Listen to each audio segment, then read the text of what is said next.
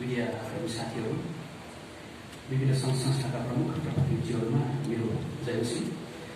अघि विश्वासीले धेरै कुरा गरिसक्नु भएको छ। अब धेरै कुरा त म भन्दिनँ, तर केही कुराहरू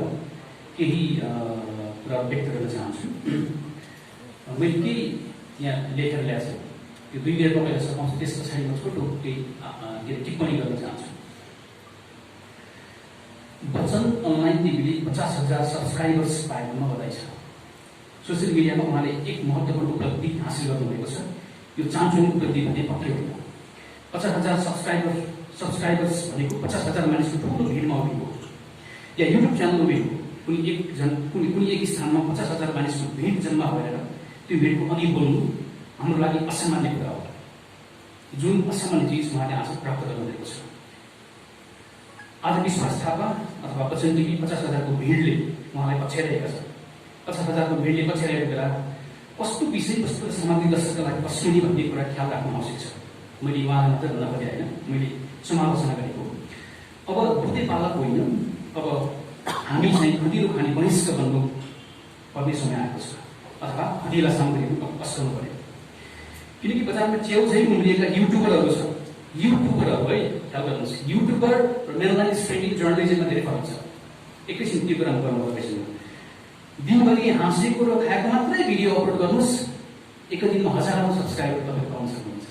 अहिले पनि हेर्नुहोस्, युट्युबमा तपाईँ जानुभयो भने हाँसेको एउटा केटी छन्, कुन देशको त्यो मलाई एसियन केटी हो, उनले खाएको मात्रै भिडियो हाल्छ, केही पनि बोल्दिनँ, खाएको मात्र। जहाँ जान्छ उनले खान्छ, उनको सब्सक्राइबर मिलियनमा छ र वर्षमा करोडौँ रुपियाँले इन्कम जेनेरेट गर्छ। अनि त्यसको च्यानल रातारात प्रख्यात हुन्छ। त्यस्ताको वात्तै सब्सक्राइबर पनि बढेर जान्छ। दर्शकले के चाहिरहेका छन् भन्दा पनि कस्ता खालका सामग्रीले मानिसको जीवन बदल्छ र मानिसलाई अनन्तको राज्यमा प्रवेश गराउँछ, हामीले त्यस्ता विषयवस्तुलाई प्राथमिकताका साथ विस्तारण र प्रकाशन गर्नु आजको आवश्यकता देखिन्छ। युट्युब च्यानलको सब्सक्राइबर्स बढ्नु निस्सन्देह ठुलो उपलब्धि हो, त्यसमा कुनै प्रश्न छैन।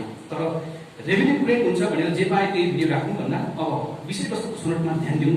अबका मिडियाहरूले यो कुरामा ख्याल गर्नु आवश्यक छ।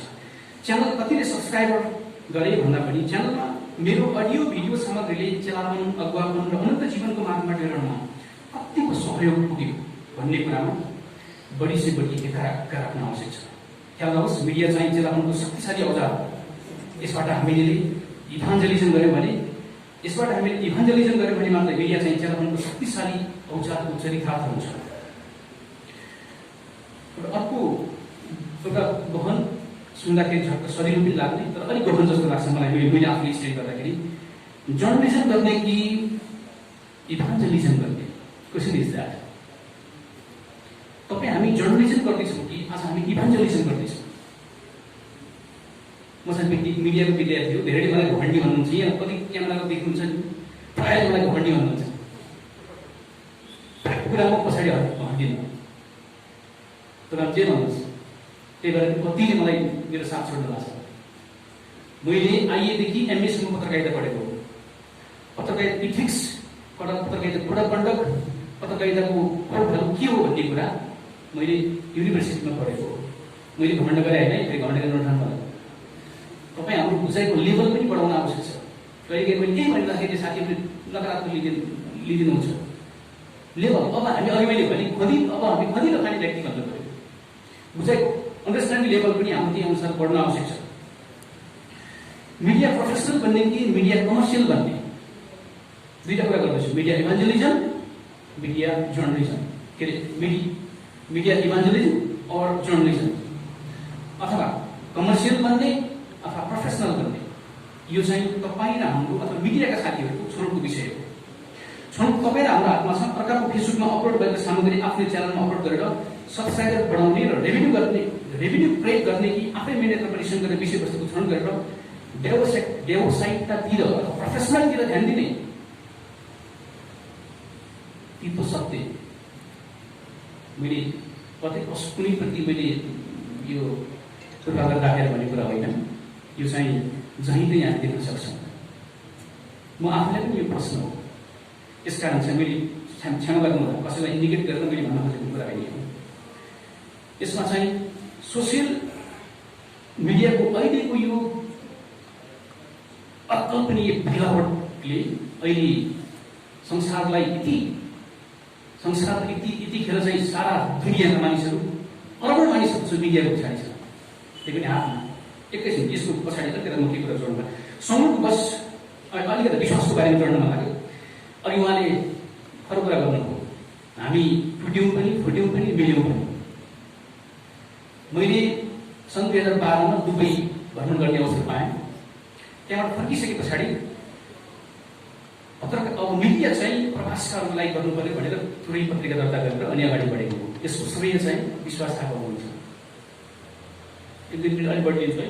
आज यो समय उहाँलाई मैले धन्यवाद दिएर उहाँको प्रशंसा गर्दै, हाम्रो संसार के छ भने मरिसकेपछि प्रशंसा गर्ने संस्कार छ। त्यो संस्कारको म विरोधी हो।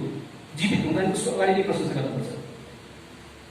मरिसकेपछि त जसले पनि भन्छ त्यो औपचारिकता जस्तो देखिन्छ। विश्वास चाहिँ एकदम विश्वास के अरे मेहनती परिश्रमी हुनुहुन्छ। उहाँको जीवनबाट मैले सिकेको, मैले रेडियोमा आफ्नो के अरे मिडिया जर्नलिजम करियर स्टार्ट गरिरहँदाखेरि उहाँलाई भेटेको थिएँ। अनि उहाँले ल हाम्रो पत्रिका छ वसन्त पत्रिका सम्पादक बस्नु पऱ्यो भन्नुभयो। उहाँले त्यतिखेर व्यस्त जर्नलिजम गर्दै थिएँ। उहाँले मलाई अफर गर्नुभयो। मैले रिसेन्टली स्वीकार गरेँ। पछि हामी केही समय वसन्त पत्रिकाको सम्पादक रहेर उहाँले मलाई सेवा गर्ने अवसर दिनुभयो। त्यतिखेर म रेडियोमा काम गर्दै थिएँ फुल टाइम। अनि त्यस पछाडि चाहिँ उहाँसँग थुप्रै रात भक्कै बसिया छौँ हामी। अघि विश्वासले आँसु नजानेको भए नि त्यो आँसुको अर्थ मलाई थाहा छ, कति त्यो आँसुको भ्याल्यु छ भन्ने कुरा मैले फिल गर्न सक्छु। किन आर्थिक रूपमा पत्रिका निकाल्दाखेरि कति कठिन थियो, कति गाह्रो थियो। विश्वासको आँसु त्यति झरेको छैन। आँसु आज नजरेको भए सायद विश्वासले कति गरिराखेको छ भन्ने कुरा त्यति धेरै महसुस गर्दै थिएनौँ कि हामीले। त्यो कुराको महसुस मैले गरेको छु। यसकारण विश्वास एक कर्तव्यनिष्ठ र मेहनती हुनुहुन्छ। रातभरि पनि उहाँले काम गर्नुहुन्छ। अब अहिले चाहिँ फिल गर्दैछु, उमेर बढ्दै गयो हाम्रो। अब रातभरि काम गर्नु न, जीवन छ, सबै छ, गाईले बनाएको छ। त्यसकारण केही समय रोकौँ, अर्को दिन काम गरौँ भन्नु मैले सल्लाह दिइरहेको छु उहाँलाई। धेरै मेहनती परिश्रमी हुनुहुन्छ। 50,000 सब्सक्राइबर उहाँले पाउनु भयो। यो चाहिँ उहाँको सानोतिनो परिश्रम होइन। त्यसको पछाडि उहाँले थुप्रै रात बिताउनु भएको छ। यहाँ अगाडि एकजना भाइ हुनुहुन्छ, उहाँसँग सहयोगी हुनुहुन्छ। उहाँ भाइ पनि यसको भागीदार हुनुहुन्छ र थुप्रै। अर्को कुरा आज हामीले भुल्न नहुने चाहिँ हामी चाहिँ जर्नलिजम गर्ने आफ्नो लागि होइन, ख्याल गर्नुपर्ने कुरा। जहिले पनि मिडियाको के हुन्छ भने टार्गेट ग्रुप हुन्छ। टार्गेट ग्रुप कसको लागि हो? विजन टार्गेट ग्रुप कसको लागि हामीले सामग्री तयार गर्दैछौँ?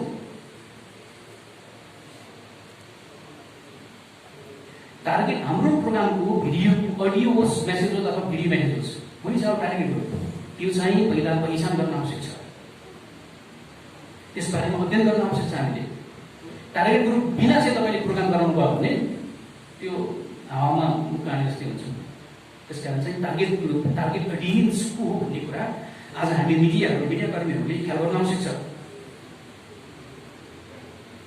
यसकारण विश्वासलाई म फेरि पनि बधाई दिन चाहन्छु। उहाँले ठुलो अचिभमेन्ट हासिल गर्नुभएको छ। यो चाहिँ मेरो लागि पनि एउटा गर्वको कुरा हो। म एउटा उहाँको साथी हो। म गर्व गर्छु। हामीले मिडिया एउटा कम्पिटेटिभ हो वास्तवमा। तपाईँले कतिको ख्याल गर्नुभएको छ?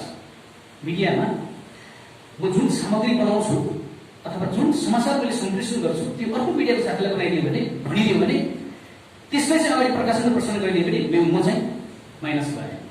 मिडिया प्रिन्सिपलले के भन्छ? मिडिया प्रिन्सिपल थ्योरीले पहिला तिमी गर, यु डु फर्स्ट योरसेल्फ। त्यसैले कहिलेकाहीँ एउटा कुरा भनिदिनु मान्य गर्नु, कहिलेकाहीँ कतिपय कार्यक्रममा अरूले इन्टरभ्यू लिनुभएको छ नि, म जान्नथेँ। मेरो आफ्नो अडान अरूले इन्टरभ्यू लिइसक्नु भएको छ भने म त्यो व्यक्तिलाई इन्टरभ्यू लिन्न। किन? मैले गर्नु पर्थ्यो, अर्को कसैले लगिसक्यो भन्ने हुन्छ कि मनमा।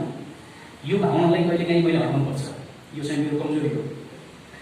अनि संयोगवश आज 21 जुलाई है, तपाईँलाई थाहा छ आज एकजना व्यक्तिको जन्मदिन, जो चाहिँ क्यानाडियन एउटा प्रोफेसर अनि उनी कम्युनिकेसन थ्योरिस्ट हुन्। मार्सल मैक्लुहान भन्ने व्यक्ति क्यानाडियन नागरिक। उनी चाहिँ सन् 1911 जुलाई 21 तारिकको दिन उनको जन्म भयो। र 1980 डिसेम्बर 31 तारिक उनको मृत्यु भयो। यो कुरा उहाँसँग जोडेर म अन्त्य गर्न चाहन्छु।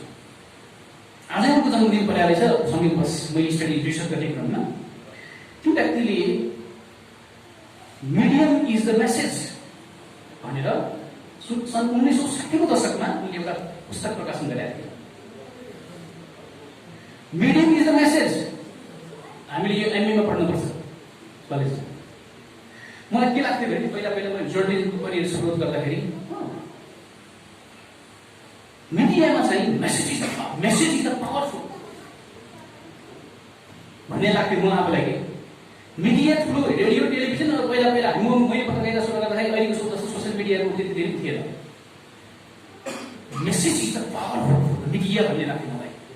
र अहिले आएर हेर्नुहोस् अहिलेको सोसियल मिडियाको अकल्पनीय फैलावटले मिडियम इज द मेसेज भन्ने कुरालाई प्रमाणित गरिदियो। यो कुरा चाहिँ उनले म्याक्लुहान भन्ने व्यक्तिले यो कम्युनिकेटिभ थ्योरिस्ट उनी एउटा फिलोसफर पनि हुन्, उनी एउटा के अरे प्रोफेसर पनि हुन्। उनले चाहिँ सन् 60 को दशकमा 1960 को दशकमा क्यानाडामा उनले एउटै कार्यक्रममा उनलाई बोल्दाखेरि धेरैले विरोध गरे। तिमीले भनेको यस्तो हुन्छ मिडियम पनि के अरे सन्देश हुन्छ, माध्यम सन्देश हुन्छ कि मिडियाको मेसेज हुनुपर्छ भन्ने कुराको विरोध गरे अरू स्कलरहरूले। अहिले हेर्नुहोस् सोसियल मिडियाको अकल्पनीय यो फैलावटले गर्दा अहिले मिडियम इज द मेसेज भन्ने कुरा प्रमाणित गरिदियो।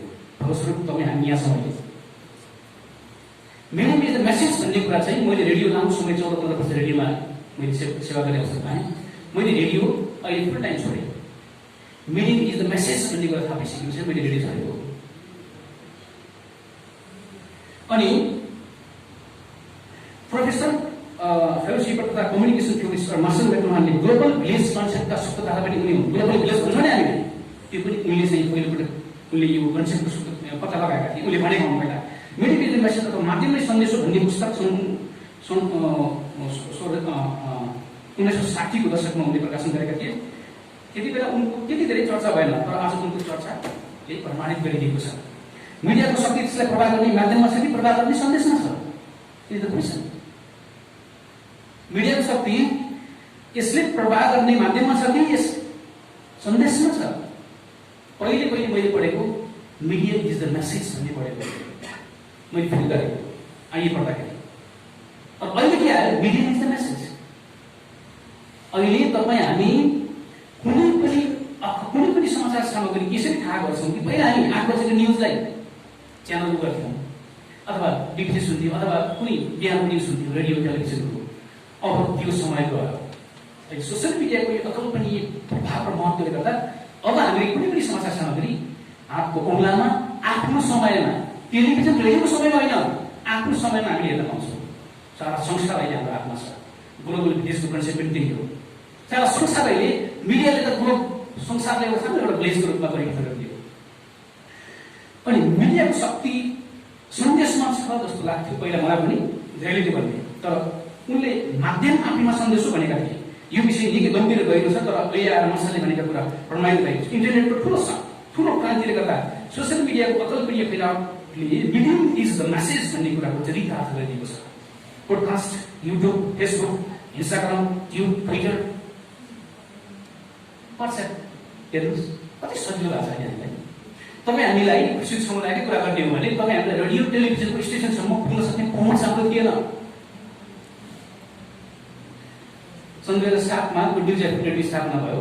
म जहिले पनि गुड न्युज एफएम प्रति आभारी छु। आज यहाँ मिडियाको कुरा गर्दाखेरि रेडियोको पनि कुरा गर्नुपर्छ। तपाईँ हामीले लगेको काम 14 वर्षमा रेडियोले थुप्रै काम गरेको छ। मैले यहाँ प्रतिस्पर्धा गर्न खोजेको होइन। Radio media is the power. मिडियामा कति पावर छ भन्ने कुरा चाहिँ अहिले आज हामीले यो देखिराखेका छौँ। विभिन्न दैनिक पत्रकारिताहरू एका बिहानै हाम्रो भइगयो घर दैलोमा आएर पत्रिकाहरू पठिनुपर्ने समय भयो। टाइसुट लगाएर न्युज एङ्करिङ गर्नेहरूको समय उनीहरूभन्दा अहिले तपाईँ हामी युट्युबमा आएका सामग्रीहरू अहिले फ्यामस भइरहेका छन्, प्रख्यात भइरहेका छन्। कुनै पनि समाचार सामग्री कुनै पनि घटना तपाईँ कसरी थाहा गर्छौँ अहिले पनि यहाँ सर्वे गऱ्यो भने 95% हामी युट्युब मेसेज अथवा सोसियल मिडियाबाट थाहा गर्छौँ भने हामी पाउन सक्छौँ। हेर्नुहोस् मिडियाले गर्दा यसको प्रभाव चाहिँ यसरी बढिराखेको छ। अनि अन्तमा मिडियाको महत्त्वलाई बुझेर नेपाली चर्चहरूले यसलाई अन्डर एस्टिमेट गर्नु हुँदैन। अबका दिनमा मिडियाको प्रयोग गरेर संसारभरि सुसमाचार सेवाको काम गर्न सकिन्छ। हरेक नेपाली भाषी चर्चहरूमा कम्युनिकेसन कोअर्डिनेटर र मिडिया मिनिस्ट्री हुन आवश्यक छ। मेरो एउटा प्रफिटिक कोड भन्न चाहन्छु। अबको 5 वर्ष पछाडि प्रत्येक चर्चमा मिडिया कोअर्डिनेटर र चर्च हो भने के अरे स्टुडियो, घर हो भने घरमै पनि स्टुडियो बन्ने छ। अब मिडियालाई यसरी चर्चले यसरी अगाडि लिनुपर्छ। अब नयाँ घर निर्माण तुरै फुक्ने काम हाम्रो हो भने भत्काउने काम चाहिँ परमेश्वरको हो। मलाई सरदार सुन्दासले भन्नुभएको कुरा, यो कुराले मलाई धेरै झस्काइरहेको छ। मिडियाले निर्माण पनि गर्न सक्छ, भत्काउन पनि सक्छ। हामी भत्काउने होइन, निर्माण गर्ने काम गरौँ। यो संसारमा परमेश्वर पछिको शक्तिशाली केही चिज छ भने त्यो चाहिँ मिडिया हो। यो शक्तिलाई बुझेर मिडियाबाट आत्मिक घर निर्माणमा लगानी गरौँ। महासभाको अघि पत्रुस र यूहन्नाले के भनेका थिए यो पवित्र 4:20 मा, किनकि हामीले देखेका सुनेका कुरा हामी बुझ्न पनि सक्दैनौँ। मिडिया निसन्देह बोल्ने काम, हामी अडियोमा बोलौँ अथवा भिजुअलमा बोलौँ, हामी यो बोलेर सारा संसारलाई प्रभु येशूमा चिन्नु। यही नै आज म यहाँलाई भन्न चाहन्छु। यसकारण मिडियाले पब्लिक ओपिनियन प्रयोग गर्ने काम, मिडियाले जे भन्यो त्यही चाहिँ अडियन्सले बुझ्ने हो, संसारले बुझ्ने त्यही हो, अनि मानिसले आफ्नो धारणा बनाउने हो। त्यसकारण कुनै कालो चिजलाई मिडियाले सेतो भनेर भन्ने पनि अडियन्सले पनि सेतो नै हो भनेर बुझ्छ। त्यसकारण मिडियाको काम चाहिँ फ्याक्ट, एक्युरेसी, ब्यालेन्स, तीनटा कुरा चाहिँ मिडियाले ख्याल गर्नुपर्छ।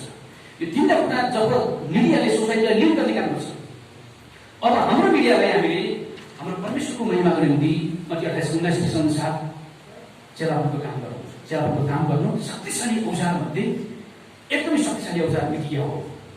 मैले अघि यहाँलाई प्रश्न गर्ने हामी सबैलाई प्रश्न गर्ने कुरा त्यही हो, मैले कति चेला बनाएँ त्यो मिडिया? कति चेला बनायौँ हामीले? कति मानिसलाई हुर्कायौँ प्रभुमा? सामाजिक काम गर्नु ठिक छ, हामी गरिरहेको छौँ मिडियाले। तर मेरो प्रश्न चाहिँ मैले आफूलाई कति चेला मैले बनाएँ भन्ने प्रश्न। यसकारण अन्तमा यहाँ सबैलाई धन्यवाद सुनिदिनु भयो, अनि झरो लाग्यो होला। अनि अन्तमा विश्वासी र उहाँको टिमलाई म धेरै धेरै शुभकामना बधाई दिन चाहन्छु। उहाँले यो सफलता हासिल गर्नुभएको छ। जय मसीह।